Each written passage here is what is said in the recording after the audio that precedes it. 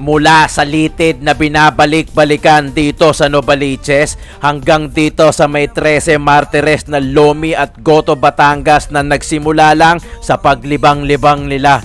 2 potahe, 2 kainan, magkaibang mundo at daigdig na ginagalawan ating puntahan mga pamangkin. Ipapakita ko sa inyo kung gaano ka solid liquid ito. Solid liquid gas kahit anong estado.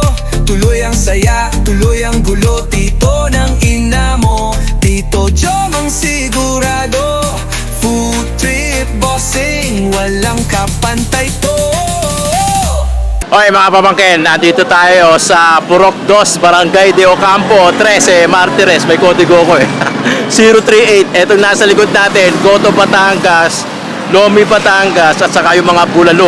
So mga tiga Batangas, Batanggenyo, yung mga nagluluto, kaka-start lang last year. Madalas natin nakikita mga pamangkin na maraming kumakain. Kaya tignan nyo yung nasa likod natin, lalo na pagsasapit na ng dinner time, alas 6 hanggang alas 12, isang damakmak na daw yung kumakain.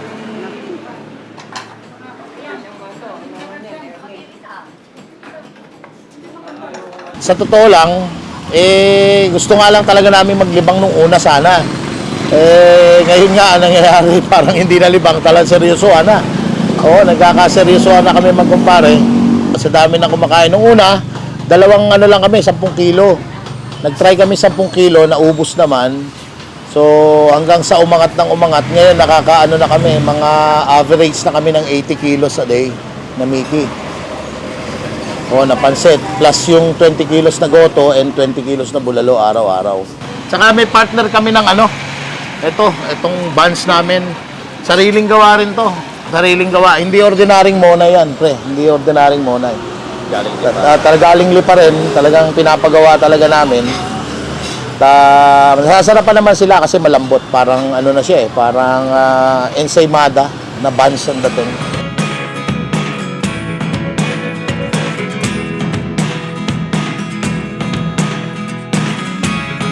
Never really know what's going on.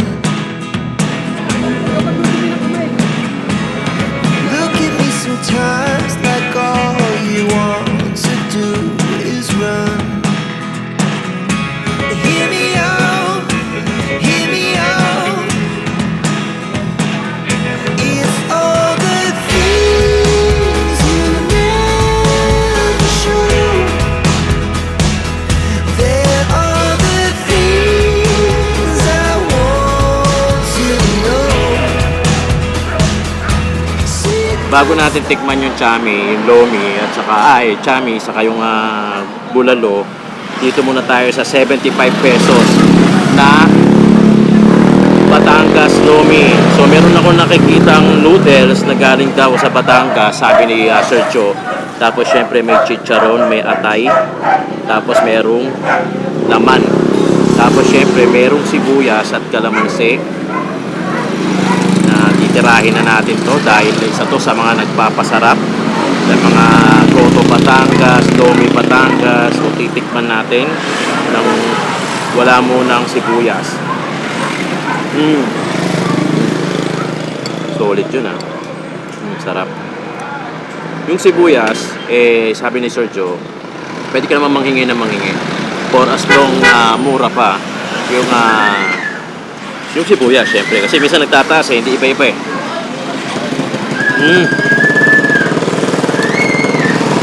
Gano'n sumasarap pagka merong sibuyas. Sarap.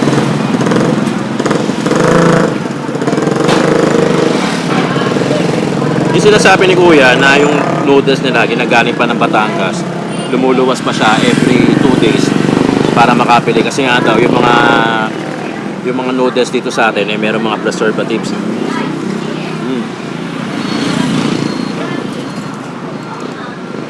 Masarap. The best. Dahil Batanggenyo talaga yung nagluto.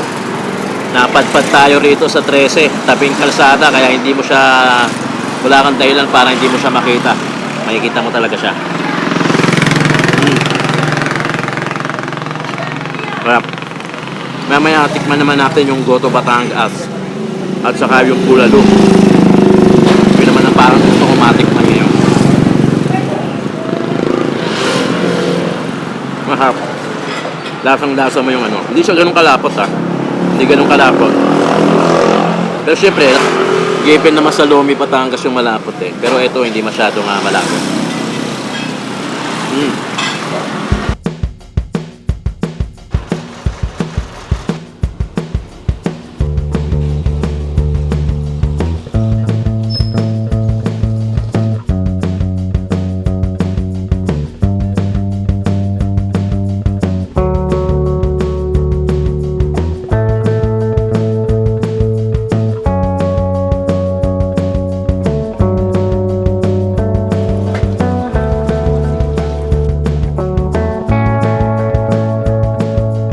Itong pupuntahan natin, isa lang naman sa mga irresistible na street foods. Meaning to say, mahirap tanggihan pagka itong mga ganitong klaseng pagkain yung nasa inyong harapan. Alam natin o aminin man natin na o hindi, isa sa mga sumalba sa atin yung mga street foods na pagkain. At street foods lang din yung isa sa mga sumagot noong nag-a-apply ka pa ng trabaho. So meaning to say, lumipas man ng maraming panahon, naging parte pa rin itong mga street foods ng ating kahapon. Hanapin, tuklasin ang mga ganitong klaseng pagkain dito ng ina mo. Yan yung binabalik-balikan. Ito. Litid ng ano yan. Karaka, di Litid ba? ng kalabaw. Kalabaw, no? Litid. Yan yung binabalik. Magkano order niyan? Hindi, sa lahat ng order may kasama nito. May kasama ng Mani, ganyan. pares, bulalo, okay. kasama yan. Laman litid ta. Pwedeng humingi niyan? Hindi. Oo, pwede. Pwede rin. Kapag gumirit sila, binibigyan ko naman. Pero hindi naman only. Hindi siya only, pero pag Pag humingi gumirit. lang, no? Okay. So, yun yung Iba kasi, difference. iba kasi yung ibang tao gusto litid. Yung iba ayaw. Yung iba Oo, ayaw. ano, no. Yung iba mataba. Yung iba gusto taba naman. Oo, iba-iba. Pag mga matatanda, gusto niya litid. Pag medyo bata-bata. Tapos, bulalo. Ito bulalo. Bulalo. Pero yung karne ko, yan din ang ginagamit ko sa mami tsaka pares. Isa na lang. O, Yun na lang din ang ginagamit mo. Ibig sabihin, pag may umorder ng mami itself, tapos merong bulalo. may mami Yung bulalo, walang noodle. Meron din. May mami din siya. Mami bulalo, tapos may bone marrow siya. Kaso, Yan na lang, kasi isa na ilan lang. na lang Oo. natira eh. Ang oras ng bukas mo is 7 to 7 7 to 7. ng umaga hanggang Minsan, gabi. hindi umaabot ng 7 pag malakas. Depende Pero sa daloy, minsan no? kasi pag tanghali, lalo na pag mainit, humihinto. Pa isa-isa, dalawa. Okay. Tapos balik na hapon, yun na naman. Ayan yung laman, no? Ito yung laman pang mami, yan yung kinakalas ko, tapos hinihiwa ko, ginagamit siya Tapos pang ito mami. yung- Ito tabayan. Taba, may taba din. Yun. Ito yan, Tabang hinihiwa ko buhay. din siya. Para mas Yun lang naman. Pares, mami. Pwede. Tapos Isa ito pa? yung hindi nawala. Monay. Oo. Kasi yung ibang tao na ayaw ng kanin. Ayaw ng kanin. Nagtitinapay. Yung ayaw ng carbs sa kanin. Carbs sa Carbs sa tinapay. tinapay. Parang parehas Ito. lang yun. No? Yun yung litid. Marami ka pala magbigay. Oo. Lahat yan. Madami. Madami Ito, yan siya. pares mami yan. Ayan, pares, mami. yung gusto ng iba-iba. Sa totoo lang, hindi talaga ako nagpapares. Mami kasi lang talaga. sabaw to eh. Ang pares kasi malapot, di ba? Ah. Marami nagre-request ng ayaw ng noodles, ganyan. Sabi ko, sige. O kasi yung sabaw niya is Eto, yun. malabnaw. Yeah, tara po. Dalawang klase kasi yung Hindi kasi ako nagmamalapot eh. pares. Lahat po, sa'yo lang, may extra rice. 55. Baka may 5 ka, kuya. Magkano ano mo? Magkano pinakamura mo? 35, mami. Mami. Tapos sunod, 45 pares, walang rice. Pares. Mami rice, 45. Pag kanin, 10 pesos lang. pares, 45. 45. Ang bulalo ko, mami bulalo, 95. Basta 95. pag nag-extra rice, 10 pesos. Overload. Yun na yun, Yun na yun. 95. Okay. May dalawang ganito, may bone marrow, may litid, may taba. okay. Lahat nandun. Tatlo lang naman yung menu ko, yung menu ko eh. So, mami, Mami, pares, pares, tsaka mami, bulalo. pares. Ay, bulalo. bulalo. Tapos tatlo lang din yung laman. Laman lang, tsaka litid, tsaka taba. Yun. At least hindi komplikado. Tinapay, magkano? 5 piso isa. Yan ang gusto nila, masarap yan. Oh. May Ito binibilang kasi ako niyan. Hindi siya dry. Ito Sarap talaga kainin. ka-partner. Itong in-order natin, ito yung overload na mami. So, mas mataba yung noodles niya. Tapos may litid din. Yun o, litid yung mahaba na yan. Tapos syempre yung beef o yung laman. Tikman muna natin yung sabaw. Sarap. Lalagyan natin ngayon ng hot sauce. Yung hot sauce nilagyan ito. Ito yung mas gusto natin. Pero meron din silang chili sauce. Pero mas ito yung mas prefer ko. Tapos ang kagandahan nito, may kanin sila at higit sa lahat, yung monay na 5 piso isa. Tanda lang, matalsikan tayo. Monay, 5 piso isa. Yun ang kapartner ng Mami Classic. Bepeng akong Ito na lang. 5 piso isa, isang piraso hindi isang balot. Ito talaga kapartner ng Mami Classico. Monay sa umaga, puto sa hapon. Yun talaga ang partner nun. Kaya kung tito ka na, batang 80s ka pinanganak o 90s, marahil naabutan mo yung mga tigsa 10 pa lang nito. Wala pang kanin nun, wala pa yung mga pares-pares, hindi pa uso. Ang uso pa lang nun. Monay sa umaga, pagsapit ng hapon, puto. Yun talaga ang kapartner ng Mami. Pero mas ang lasa ng sabaw. Ang kagandahan dito kay Mami Ulo, fresh yung kanilang laman. Kara din, kara. So, hindi frozen. Ang lasa ng sabaw. Ito talaga ang kapartner ng Mami. Isasaw-saw. Yun ang solid.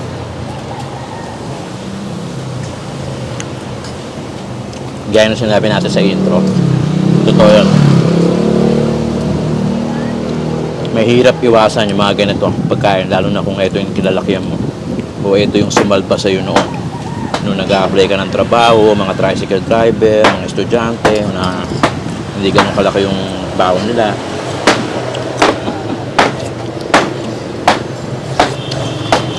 Lasa ng sabaw.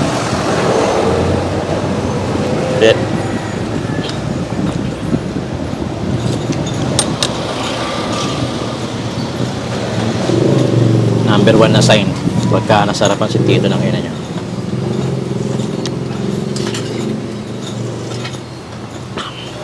Bagay na bagay. Grabe.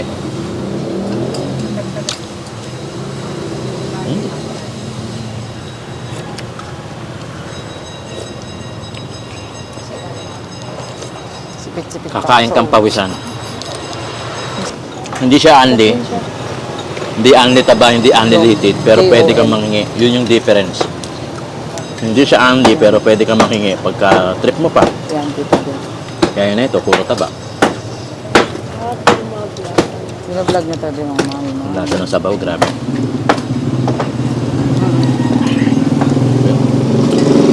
₱95. Tatlo lang yung tatandaan mo, 35, 45, 95. Walang kanin, 10 piso lang naman yung kanin.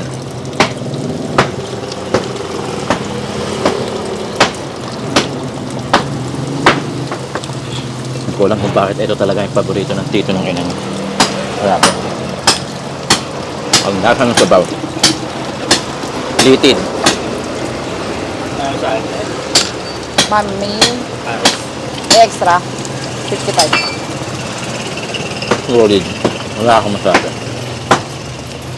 Ano, daming dated, no? Salamat.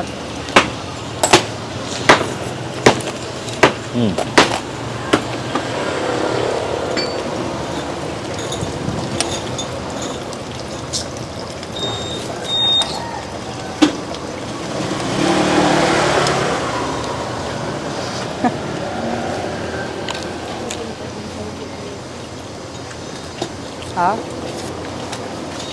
Pipili ka na lang kung anong gusto mo. Monay o kanin. Lambot. Nasa.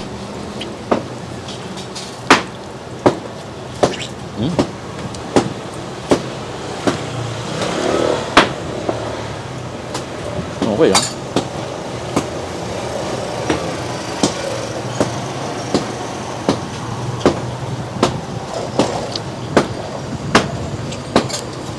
Solid.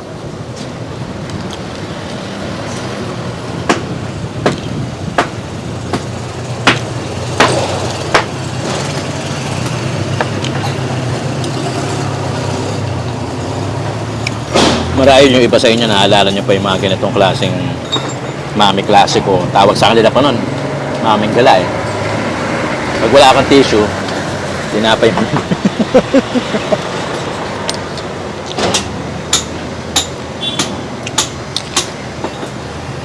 Alright.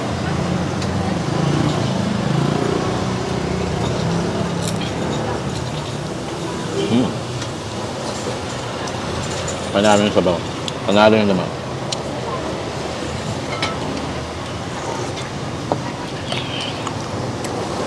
Ang lambot na ito. Hmm.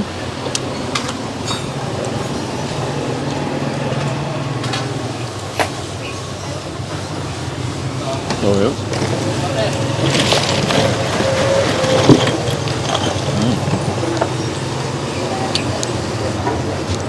Yung soft drinks. Baka mabila ko kayo. Solid. Liquid. Tito Joe, tito ng ina mo.